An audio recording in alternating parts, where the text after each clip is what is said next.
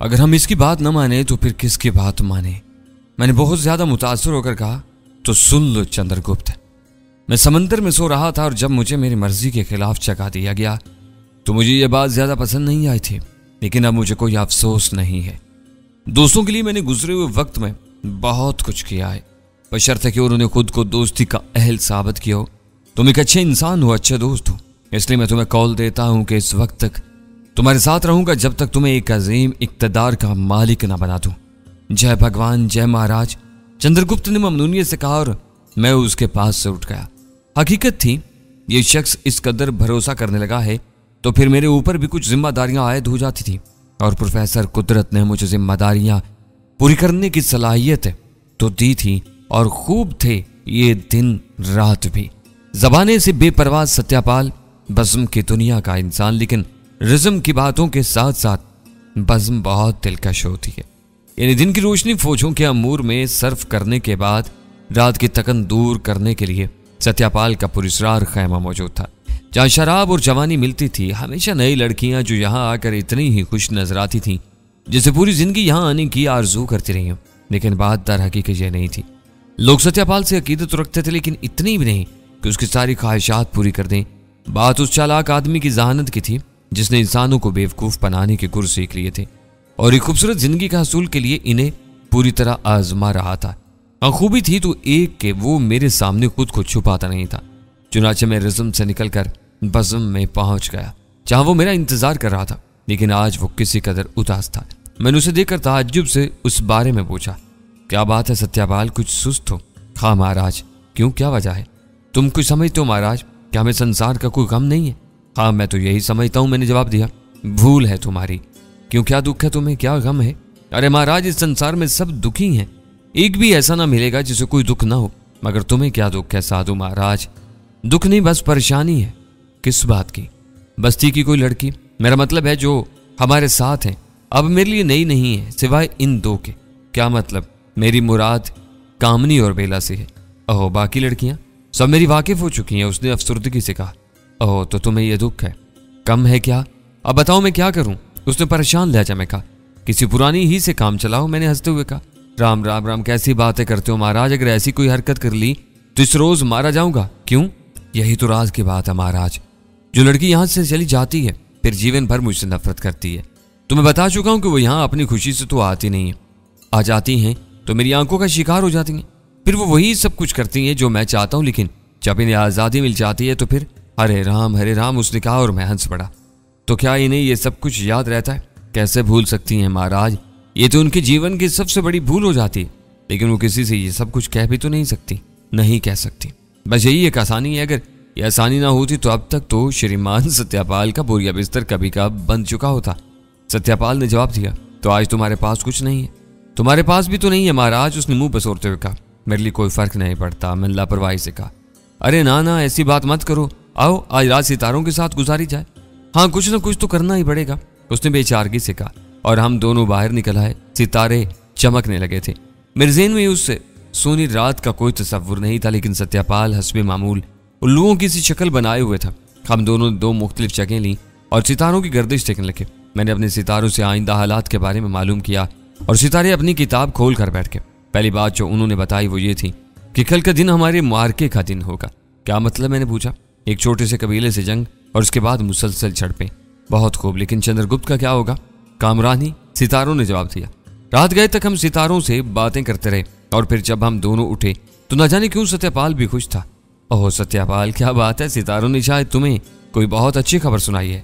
हाँ महाराज, शायद ये कल की सुबह रस्म की सुबह होगी। बिल्कुल ठीक, और यही खुशी की बात है, सत्यापाल ने जवाब दिया। ताज्जुब है, जंग की बातों से भी तुम्हें खुशी होती है? क्या तुम बराह रास्त जंग में हिस्सा लोगे? हरे राम, कैसी ठराने वाली बातें कर रहे हो महाराज, भगवान के लिए ऐसी बातें फिर कभी ना करना। इस मामले में मेरा हृदय बड़ा ही कमजोर है, सत्यापाल खौफजदा आवाज में बोला। फिर तुम्हें खुशी क्यों है? इसलिए कि हम ये जंग जीत लेंगे, उसने दांत निकाल कर कहा। और मुझे भी हंसी आ गई। अजीब बद किरदार इंसान था। उसे ना तो चंद्रगुप्त से कोई रगबत थी, न जंग व जदल से, बस इन लोगों से इसलिए मुंसलिक था कि इसके लिए एक ठिकाना था और ये सब के सब आसानी से इसके सामने बेवकूफ बन जाते थे। छोटी छोटी चंद पेश गोइयां करके गोया इनकी पुश्तों पर एहसान कर दिया और फिर बरसों वो इस एहसान को वसूल करता रहता था। वो जानता था कि लड़कियां इससे नफरत करती हैं, लेकिन बहरहाल वो सिर्फ इन औकात का कायल था जब वो इसके जाल में फंसकर इससे मोहब्बत का इजहार करती थी। वो एक खुद फरामोश इंसान था, लेकिन उसके बावजूद उससे नफरत नहीं की जा सकती थी। कुछ ऐसी चीजें भी थीं जो अच्छी थीं, चुनाचे मुख्तसर ये कि ये रात सिर्फ सितारों के साथ बसर हुई और फिर हम सो गए। दूसरी सुबह कोई तब्दीली नहीं थी। हाँ, मैंने फौजों के साथ कुछ कार्रवाइयां की थी, मसलन हथियार वगैरह देख लिए थे। इसके अलावा चंद्रना को भी कुछ हदायत दे दी थी और इस बात को चंद्रगुप्त और चाणक्य ने महसूस किया। चंद्रगुप्त अपना घोड़ा मेरे घोड़े के नजदीक ले आया। वो गहरी निगाहों से मेरा जायजा ले रहा था। क्या बात है चंद्रगुप्त? यही तो मैं आपसे पूछना चाहता हूँ महाराज। क्या मतलब? आज मैं कुछ खास बात महसूस कर रहा हूँ। किस किस्म की? कुछ ना कुछ है जरूर महाराज, मुझे नहीं बताएंगे? आज हमें पहली जंग लड़नी है चंद्रगुप्त। ओह, किससे? चंद्रगुप्त दिलचस्पी से बोला। पंजाब के कबाइल से। आज हमारी इनसे मुठभेड़ हो जाएगी। मैंने कहा और ना जाने क्यों मुझे सितारों की बात पर भरोसा हो गया। क्या नहीं, मेरे जहन में यह ख्याल नहीं आया था कि यह बात गलत भी साबित हो सकती है, लेकिन जिस तरह यह वाकया रूनुमा हुआ वो बहुत खतरनाक बात थी। इस वक्त हम घने दरख्तों के दरमियान से गुजर रहे थे। बड़ा ही सरसब्ज इलाका था कि अचानक दरख्तों से तीरों की बारिश हो गई। सामने कोई दुश्मन नहीं था, इसलिए फौजें चौकस नहीं थी और इस वजह से हम काफी मार खा गए। तीरों ने बेशुमार लोगों को जख्मी कर दिया और हमारी पेशकदमी रुक गई। तीर बदस्तूर बरस रहे थे और तीर बरसाने वाले ऊंचे दरख्तों की ओट में छुपे हुए थे। नात कामयाबी से हमला कर रहे थे, जबकि हम बेबस थे। बहरहाल फौरी तौर पर क्या किया गया कि फौजियों ने ढालों की छत बना ली। कोई जगह खाली नहीं छोड़ी गई थी। इस तरह हम इन खौफनाक तीरों से बचे और मेरे इशारे पर फौजें पीछे हटने लगी। हमलावरों ने जल्दबाजी से काम लिया था। अगर वो दरख्तों के दरमियान हमें कुछ और आगे जाने देते तो शायद इन्हें शानदार कामयाबी हासिल होती। इस तरह वो पूरी फौज को जबरदस्त नुकसान पहुंचा सकते थे, लेकिन मौजूदा पोजीशन ये थी कि अभी पूरी फौजें दरख्तों के इलाके में दाखिल भी नहीं हुई थी, इसलिए फौज का पिछला हिस्सा बिल्कुल महफूज था। बहरहाल फौजें तेजी से पीछे हटी। जितने जख्मी हो गए वो तो नुकसान में रहे, बाकी ढालों की आड़ में बचते हुए इस खौफनाक इलाके से निकल आया और मैंने फौजों को मुनज़्ज़म किया। वो दरख्तों में छुपे हुए हैं। चंद्रगुप्त बोला। हाँ, चाणक्य ने भी परेशानी से कहा, लेकिन इस तरह अगर हम जमीन से इन पर तीर बरसाएं तो ज्यादा कामयाब नहीं होंगे। इन्हें दरख्तों पर से उतारना होगा। मैंने जवाब दिया। वो किस तरह महाराज? चंद्रगुप्त ने पुरख्याल अंदाज में कहा। मैं कोशिश करता हूं, मैंने कहा और फिर मैंने चंद्रना को कुछ हदायत दी और आगे बढ़ गया। तीर बरसाने वाले खामोश हो गए थे। उनके लिए तो ये शानदार मौका था कि वो खामोशी से दरख्तों में छुपे रहें और जब भी हम आगे बढ़े तीर बरसाएं। लेकिन बहरहाल मैंने भी कुछ सोचा ही था। अलबत्ता मैंने चंद्रना को हदायत की थी कि वो इस वक्त तक कोई इकदाम न करे जब तक मैं इसे हदायत ना कर दूं। चुनाचे जो ही मैं दरख्तों के नजदीक पहुंचा, बहुत से तीर मेरी तरफ आए और मेरे बदन से टकरा कर गिर पड़े। मैंने एक दरख्त के तने पर हाथ जमा दिए और इस वक्त तकल्लुफ की जरूरत नहीं थी। जो कुछ करना था फुर्ती से करना था। चुनाचे दरख्त की जड़ें जमीन छोड़ने लगी। एक दरख्त पर 10-12 आदमी मौजूद थे जो नीचे गिरे। दूसरे लम्हे इन्हें निशाना बना लिया गया और मैं दूसरे दरख्त पर तबाह आजमाई कर रहा था। बड़ा ही दिलचस्प मशगला था। आज की आन में मैंने 10-12 दरख्त गिरा दी और अब वो लोग घबराने लगे। इनकी हर कोशिश मेरे ऊपर नाकाम हो रही थी। इनके तीर मेरे बदन पर जाया हो रहे थे और फिर वो इस सूरत हाल से घबरा कर नीचे कूदने लगे और तलवारें लेकर मेरे ऊपर फिल पड़े। बस चंद्रना को इसी लम्हे का इंतजार था। मेरे इशारे पर वो दौड़ पड़े और फिर दस्त बदस्त जंग होने लगी। इसमें जाहिर है हमारा पल्ला भारी रहा और फैसला होने में ज्यादा देर नहीं लगी। बेशुमार लोगों को गिरफ्तार कर लिया गया। उनका सरबराह गुरचंद था जो एक बहादुर आदमी था। वो भी गिरफ्तार हो गया था और जब उसे चंद्रगुप्त के सामने पेश किया गया तो उसकी गर्दन गरूर से तनी हुई थी। तुमने हमसे जंग क्यों की?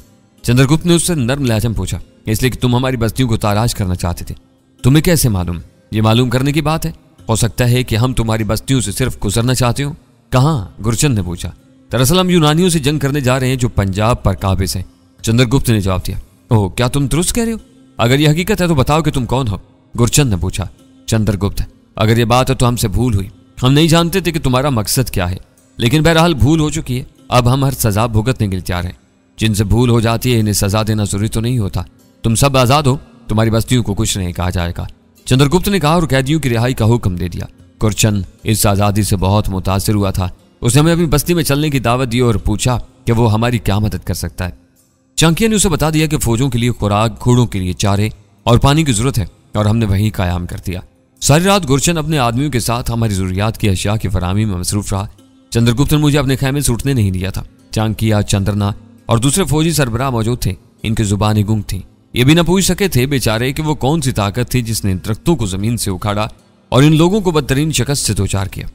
जब काफी देर तक हैरत का इजहार करने के बाद उनके जहन साफ हुए तो चंद्रगुप्त ने कहा, महान है गुरु महाराज सत्यपाल जिन्होंने तुम्हारे आने की पेशगोई की, और तुम्हारे बारे में तो मैं इसके अलावा और क्या कहूं महाराज। कि तुम चंद्रगुप्त की विजय हो, परंतु हमें अपने बारे में बता तो दो कि तुम कौन हो। अगर तुमने ये ना बताया महाराज तो हम डरते रहेंगे कि हमने तुम्हारा कोई अपमान तो नहीं किया। तुम इस विजय से खुश हो चंद्रगुप्त? बेहद महाराज, चंद्रगुप्त ने जवाब दिया। बस तो इत्मीनान रखो, मैं तुम्हारे लिए ऐसी ही कोशिश करता रहूंगा। फौजें तुम्हारी लड़ेंगी, हाँ मैं इनके लिए जो आसानियां फराम कर सकता हूं करूंगा। धन्यवाद महाराज, मगर इससे ज्यादा जानना तुम्हारे लिए बेमकसद है चंद्रगुप्त। अगर तुम्हारे लिए जरूरी होता तो मैं खुद बता देता। मैंने जवाब दिया और वो इस बात पर खुश हो गए। दूसरे दिन हम वहां से आगे बढ़ गए और दिन का ये पूरा हिस्सा सुकून से गुजर गया। करीब में कोई बस्ती नहीं थी। फिर इस रात हमने एक दरिया के किनारे आराम किया। यह दरिया सुतलित था, तेज तुंत और भरपूर रवानी लिए हुए। दूर दूर तक सब्जाजार फैले हुए थे। चुनाचे घोड़ों के चारे महफूज कर लिए गए और घोड़ों को सब्जाजार पर चरने के लिए छोड़ दिया गया। वैसे वीरान इलाका था, कोई काश्त वगैरह नहीं नजर आती थी, जिससे अंदाजा होता था कि आबादी दूर दूर तक नहीं है। ये रात चूंकि किसी खास अहमियत की हामिल नहीं थी, सारे मामलात पुरसकून थे, इसलिए मैं अपने दोस्त सत्यापाल के खैमे में पहुंच गया, जो शायद मेरा ही मुंतजिर था। मुझे देखकर उसने मुंह फैलाते हुए कहा, याद आ गया सत्यापाल? मैंने सोचा भूल गए महाराज, तुम भी कोई भूलने की चीज हो सत्यापाल। अरे हाँ, बस रहने दो, ऐसी बातें ना करो। अगर भूले नहीं होगे तो सोचा होगा कि अब सत्यापाल के पास रखा गया है, लड़कियां तो इसके साथ छोड़ गई। परंतु महाराज, हम बुरा आदमी जरूर हैं, पर जुबान की रक्षा करत हैं। हाथ भी नहीं लगाया सुसरियों को, सारी रात इंतजार करते रहे। ये सुसरियां कहाँ से आ गई सत्यापाल? मैंने ताज्जुब से पूछा। बस आ गई कहीं से, तुम्हें इससे क्या? बुलाओ तो देखें तो सही कौन है। आ जाओ री, आ जाओ, वो बोला और दूसरे खेमे के पर्दे के पीछे से 4 लड़कियां बाहर निकल आई। ये सब देहात की अल्लड़ दुशीज़ाएं मालूम होती थी। नायत खूबसूरत और तंदुरुस्त और तवाना नए चेहरे थे, जिन्हें देखकर मैं हैरान रह गया। इनके चेहरों के तासुरात भी खूब थे। अरे सत्यापाल, ये कहाँ से आ गई? बस तुम सेनाओं के साथ कारनामे अंजाम देते रहो। सत्यापाल भी अपना काम करता ही रहता है। अरे बस्ती से गुजरे थे, चार उठा ली। ओ, लेकिन ये तुमने अच्छा नहीं किया सत्यापाल। बस्ती वाले यही सोचेंगे इन्हें हम ले आए, पहुंचा देंगे सुबह को सुसरियों को। हमें कौन सा अचार डालना है, कैसे पहुंचा दोगे? अरे बस ऐसे काम तुम सत्यापाल के लिए रहने दिया करो महाराज, इन बातों की चिंता मत किया करो, सत्यापाल ने जवाब दिया और मैंने खामोश होकर गहरी गहरी सांस ली। ठीक है, जैसे तुम्हारी मर्जी, बस तो 2 तुम्हारी 2 हमारी, छांट लो। उसने इंतहाई गधेपन के अंदाज में कहा, लेकिन क्या किया जा सकता था, इस कमबख्त की फितरत ही ऐसी थी। बहरहाल उसके कहने के मुताबिक मैंने 2 छांट ली और दूसरी सुबह उन्हें भूल गया। अभी तो बहुत कुछ करना था और इसके लिए तैयारियां भी। चुनाचे हस्बे मामूल हम आगे बढ़ गए। आज के बारे में सितारों की कोई पेशगोई नहीं थी और बहरहाल आने वाला वक्त तो आना ही था, इसके लिए तो तैयार रहना ही जरूरी था। हम छोटे छोटे इलाकों को जेर करते आगे बढ़ते रहे और फिर बराह रास्त यूनानी फौजों से रन पड़ गया। मकामी लोग पहले ही इन्हें काफी तंग किए हुए थे और यूनानी फौजें बेहद परेशान थी। चुनाचे वो चंद्रगुप्त के मुकाबले पर न ठहर सके। इस दौरान कुछ दिलचस्प वाकयात भी पेश आए थे। मसलन ये कि यूनानी फौजों में बेशुमार लोग ऐसे थे जो मुझे जानते थे। चंद्रगुप्त की फौजों के साथ मुझे लड़ते देखकर उनके छक्के छूट गए थे और बहुत से मार्के ऐसे होते जो सिर्फ मेरी वजह से बगैर लड़े भिड़े ही सर हो जाते। चंद्रगुप्त मेरी बेहद इज्जत करने लगा था। हर काम में मेरा मशवरा जरूर लेता। मेरी हैसियत हस्बे मामूल किसी अवतार जैसी थी। पंजाब का बेशतर इलाका यूनानी फौजों से आजाद करवा लिया गया। मकामी बाशिंदों ने भरपूर साथ दिया था और चंद्रगुप्त की हुकूमत को तस्लीम कर लिया गया। चुनाचे चंद्रगुप्त यहाँ एक मजबूत हुकूमत कायम करने में कामयाब हो गया और मैं सिर्फ सत्यापाल का मेहमान बनकर रह गया। लेकिन इस वक्त मेरे ज़हन में और कोई खास ख्याल भी न था। सत्यापाल के साथ वो सब कुछ मिल जाता था जिसकी तलब की जा सकती थी। काफी अरसे तक चंद्रगुप्त फौजों को मजबूत बनाने और पंजाब पर अपने कदम गाड़ने में मसरूफ रहा। उसने अपनी मां मौर्या के नाम पर मौर्या खानदान की बुनियाद डाली। बाप से उसे बदस्तूर नफरत थी और वो नंदा खानदान से बदला लेने के ख्याल को जहन से नहीं निकाल सकता था, जिसका इजहार उसने कई बार मुझसे किया था। बिलाकर यहाँ के कामों से फारिग होकर वो मगदेश की रियासत की तरफ चल दिया। इस वक्त मगदेश पर राजा धन नंद तख्त नशीं था। किसी कदर ऐश प्रस्त राजा था, लेकिन उसने चंद्रगुप्त की फौजों के मुकाबले पर आने में कोताही न की। कई रोज तक भयानक जंग रही। राजा धन नंद ने चंद्रगुप्त को शिकस्त देने की हर मुमकिन कोशिश कर ली थी, लेकिन हमने उसकी एक न चलने दी। इस तरह धन नंद को शिकस्त हो गई और चंद्रगुप्त मगदेश का राजा बन गया। राजा चंद्रगुप्त मौर्य ने मौर्य खानदान की बुनियादों को मजबूत किया और फिर आहिस्ता आहिस्ता शुमाली हिंद की बहुत सी रियासतें फतेह करके एक वसीउ अरीज सल्तनत की बुनियाद रखती। मैंने एक तवील अरसा इन लोगों के साथ गुजार लिया था। सत्यापाल मेरा दोस्त हर वक्त मेरा साथी और मुआवन था, लेकिन एक रोज वो एक हादसे का शिकार हो गया जिसका अंदाजा खुद उसे भी ना होगा। इसे सामने काट लिया था और मरते मरते उसने कहा, सितारे धोखा कर गए मान महाराज। इन्होंने मुझे नहीं बताया था कि मेरी मौत इतनी करीब है। मेरी कोई कोशिश सत्यापाल को न बचा सकी और मैं खुद भी उसके बाद इन इलाकों में दिल न लगा सका। चुनाचे मैंने एक रोज चंद्रगुप्त से मुलाकात की। हस्बे मामूल चंद्रगुप्त मुझे देखकर खड़ा हो गया था। विजय महाराज, उसने हाथ जोड़कर कहा, मैं तुमसे आज्ञा लेने आया हूं चंद्रगुप्त। मैंने कहा और चंद्रगुप्त का मुंह हैरत से खुल गया। मैं नहीं समझा महाराज, तुम्हें मालूम है चंद्रगुप्त कि मैं कहां से आया था? हाँ महाराज, मगर आपको भगवान की सौगंध, अब यहां से जाने का नाम न ले। नहीं चंद्रगुप्त, मेरा एक मिशन था जो पूरा हो गया। तुम अब नाकाबिले तस्खीर बन चुके हो, मुझे मेरी दुनिया में वापस जाने दो। चंद्रगुप्त बहुत रंजीदा हो गया था, लेकिन सचमुच मैं अब इस माहौल से बेजार हो चुका था। चुनाचे मैंने उसके रंजो गम पर ज्यादा तवज्जो नहीं दी और मेरी जो हैसियत इन लोगों की निगाहों में थी, इसे बरकरार रखते हुए मैंने इन्हें वसीयत की कि जिस तरह वो मुझे समंदर से निकाल कर आए थे, इसी तरह समंदर बुर्द करते। और प्रोफेसर, क्या ही खूब इंतजामात थे। बस मुझे इतना करना पड़ा था कि एक सुबह जब मेरी दासियां मुझे जगाने आई तो मेरे सीने में सांसें नहीं थी। हबस दम की मशक से मुझे समंदर के सुपुर्द किया गया। चांदी की अर्थी बनाई गई थी मेरी, फूलों से ढक दिया गया था और तवील जिंदगी में मैंने पहली बार मौत का मजा चखा था। अर्थी को समंदर की लहरों के सुपुर्द कर दिया। खुशबू से दिमाग फटा जा रहा था और जब लहरें मुझे समंदर के दरमियान ले गईं तो मैंने आसमान की जानिब देखा और आंखें बंद कर ली। मुअन्नस और मुहाफिज समंदर सदियों का पुराना दोस्त, यही चंद दोस्त तो थे मेरे जो सदियों से साथी थे और जिन्होंने मेरा साथ नहीं छोड़ा था। समंदर, आग, सितारे, हमेशा से जवान, हमेशा साथ देने वाले, इनके अलावा कौन मुझे जानता था? मिट्टी के खमीर से पैदा होने वाले पैदा होते, अपनी अपनी कहानी की तकमील करते और फिर मिट्टी में जा मिलते। बड़े बड़े दावे करते थे और बड़े बड़े फैसले करते, लेकिन इनका इख्तिताम इन पर मुस्कुराता था। बहरहाल इन्हें मौत के आगोश में जा सोना होता और उसके बाद मिट्टी। इनकी असलियत इन्हें असलियत की जानिब ले आती और हवाएं इनके ज़र्रात को फिजा में बखेर कर इनके जाहो जबरूद का मजाक उड़ाती। यह है इंसान प्रोफेसर, यह है इंसान की हकीकत। हम इन्हें सदियों इंसान बनते और मिटते देखे हैं। क्या क्या नहीं करते वो जिंदगी के लिए। प्रोफेसर, समंदर में हवाओं की गर्दे से पैदा होने वाले बुलबुलों की मानित जो आंख खोलकर आसमान को देखते हैं और फिर समंदर की आगोश में दम तोड़ देते हैं। क्यों नहीं सोचते कि इनकी हयात लम्हात ही है, वो हयात पर कादिर नहीं है। और जब अपनी जिंदगी पर कादिर नहीं है तो ऐसे लंबे लंबे मंसूबे क्यों बनाते हैं? क्या जिंदगी के साथ इससे बड़ा मजाक और कोई हो सकता है? क्या इंसान इससे बड़ा कोई और मजाक करता है अपने साथ? मैंने इंसान को इन मुख्तसर लम्हात में क्या क्या करते नहीं देखा। वो इन नापायदार सांसों के लिए अपने जैसे लाखों इंसानों को मौत के आगोश में पहुंचा देता है। इस वक्त वो अपने बारे में क्यों नहीं सोचता? ये क्यों भूल जाता है कि वो मिट्टी का कर्ज है? जमीन ने उसे फिजा में सांस लेने की लम्हाती मोहलत दी है और उसके बाद फिर इसे वो पीसेगी, राख बना देगी और ये राख किसी बदनुमा ढेर की शक्ल में कहीं पड़ी होगी, किसी ऐसी जगह जहां गलाजत के अंबार होंगे, गंदगी ही गंदगी होगी। ये है इंसान और ये है इसकी हकीकत। क्या तुमने कभी इससे पर गौर किया प्रोफेसर? इस हकीकत से कौन इनकार कर सकता है? प्रोफेसर खावर ने गर्दन हिलाते हुए कहा। तो प्रोफेसर, इंसान के सोचने का अंदाज क्यों नहीं बदलता? क्या तुम ये सवाल कर रहे हो? हाँ प्रोफेसर, क्या ये अहमियत नहीं रखता? मैंने पूछा। कोई खास अहमियत नहीं रखता, प्रोफेसर ने जवाब दिया। क्यों? मैं तुम्हें इसका जवाब दे दूंगा अगर तुम मेरे चंद सवालों के जवाब दोगे। जरूर, मैं कोशिश करूंगा, मैंने मुस्कुराते हुए कहा। समंदर का रंग नीला क्यों है? उसने एक लम्हे के लिए सोचा, फिर बोला, इसलिए पानी बेरंग होता है और वो आसमान के नीलाहट मुनअक्किस करता है। कोया ये फितरी अमर है? हाँ प्रोफेसर। दरिया हमेशा एक रुख पर क्यों बहते हैं? ये भी एक फितरी अमर है। सितारे हमेशा सफेद क्यों होते हैं? वो अपने रंग क्यों नहीं तब्दील करते? क्योंकि वो उसकी कुदरत नहीं रखते। आग की फितरत जलाना है। क्या कभी ऐसा हुआ है कि आग सर्द हो गई हो, उसने नमी फैलाई हो? प्रोफेसर ने पूछा। हरगिज़ नहीं। क्यों? आखिर क्यों? मैं समझ नहीं सका प्रोफेसर, वाकई नहीं समझ सका। उसने मुताहिराना अंदाज में कहा, ये वो तमाम चीजें हैं जो बेपनाह कुव्वत रखती हैं, जो अजल से एक ही रंग में हैं और अब तक एक ही रंग में रहेंगी। ये वो हैं जो फना नहीं होती, लेकिन इसके बावजूद वो अपनी फितरत नहीं बदल सकती। तो वो जो एक लम्हे के लिए सांस लेता है, वो जिसकी जिंदगी लम्हाती होती है, अपनी इस मुख्तसर सी जिंदगी में खुद को कैसे बदल सकता है? वो जिंदगी का गुरूर लिए पैदा होता है, लेकिन जिंदगी इससे वफा नहीं करती। मौत इस पर हावी रहती है और वह मौत के शिकंजे में कसा रहता है। फिर इस मुख्तसर जिंदगी में जो सोच इस पर हावी हो जाए, इसे बदलने के लिए भी समाने चाहिए। ये मुख्तसर से मुद्दत उसे जो कुछ देती है वो इस पर काने हो जाता है। सांसें इसे जिंदगी का गुरूर बख्शती हैं और वो इन सांसों का जो भी मसरफ दरियाफ्त कर ले, यही बेहतर है कि उसकी कसरत यकसा नहीं होती।